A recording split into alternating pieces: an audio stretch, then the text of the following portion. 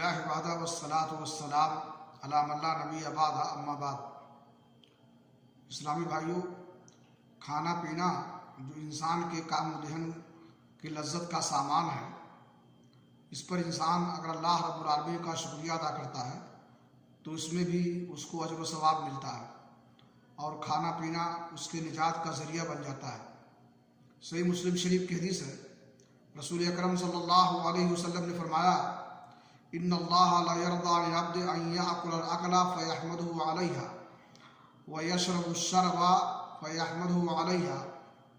अल्लाह ताला उस बंदे से खुश होता है जो जब खाता है तो उस पर अल्लाह की हम्द करता है, इसी तरह से जब वो पीता है तो इस पर भी अल्लाह रब्बुल आलमीन की हम्द करता है।